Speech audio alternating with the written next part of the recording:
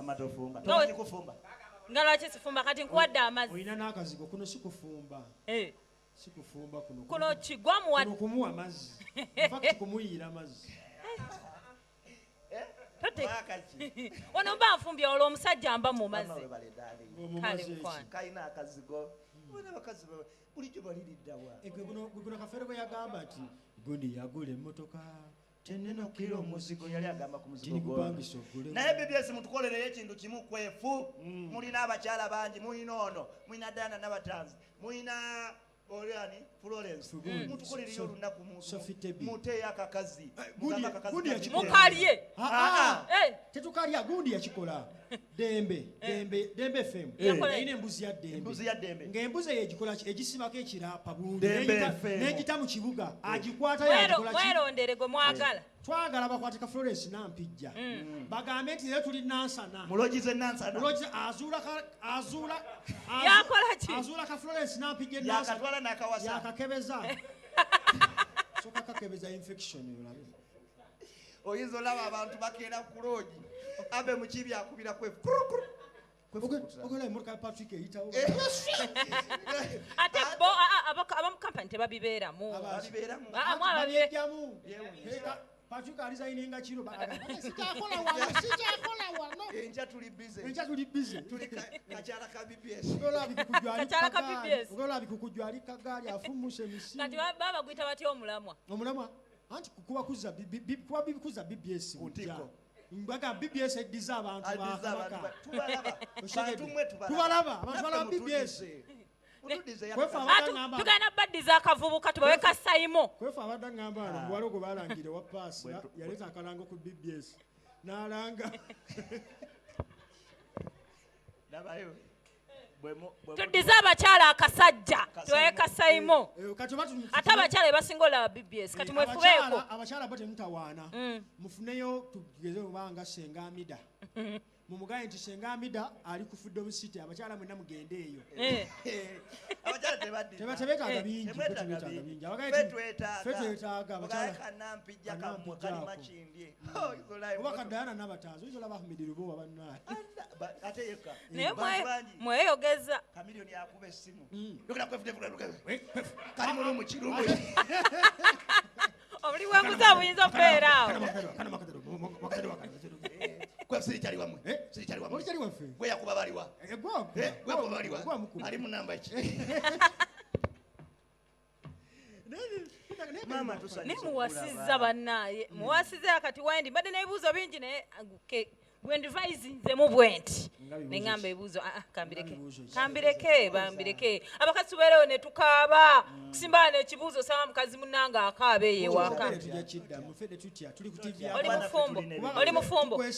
oli mufumbo Rain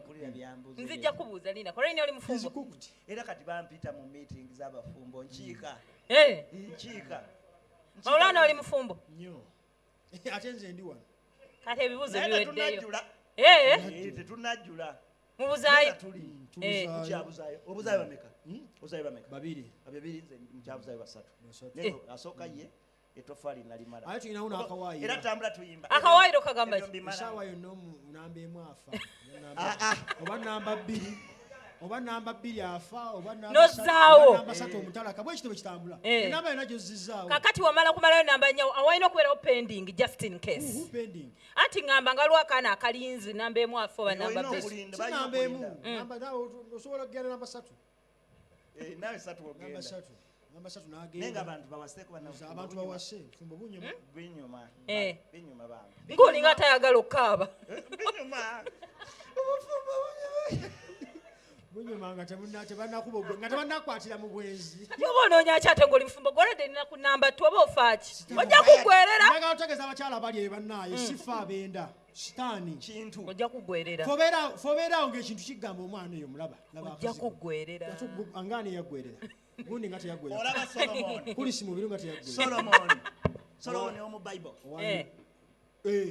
King Solomon yalina abakazi 10 mumanyi we yafiira bwe yali yenkana yalinga waliyo nabisoma kwebyo ebiseera tewali kombucha tewali Money Power Plus naye Solomon era nze noonya entaana ye oyogedde ku bayibuli nenzijukira ekibuuzo omwana kyeyambuuza ku Facebook yagamba naye munna muli awo naye olunaku lumu buli kanaku neewuunyantulaawo nendowooza migga emeka Dawudi gye yandifunye singa ejjinja eryo lyamiisinga Goliyaasi. omanyi oyo wawujja envuumuulo bw'oti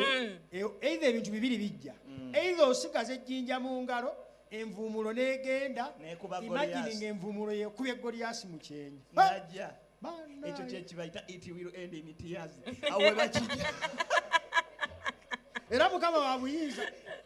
buyinza yabeererawo Dawudi era obanga osaba mugambe mukama bwe yabeererawo Dawudi n'ekirala singa ennyanja yagaana okweyabuluza nga Musa atuuse ennyanja n'egaana eyayita ku mazzi yali ani Musa yeyayitako yalina omuggo ngayahole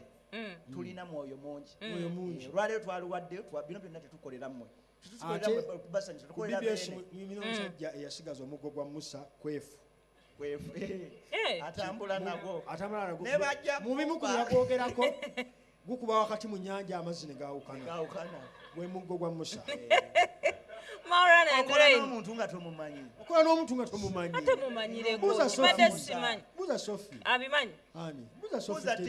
buuza Titi yamulabako ku makya amulaba abantu balina bayibuli wano ku makya gubeerawa abantu ku BBS balina bayibuli ku makya gubeerawa Titi gyagulabira agumuza mu nsonda ajja nago mu mmotoka I love the way you are ate gundi Patuko yasigaza akayinja ka Dawudi akayina mu mmotoka ye tambula nako akayinja mpa amazzi gange Maulana and Rain, ladies and gentlemen. Kansooke mbabalekere kankomewo small time. Are you ready? Wait for me.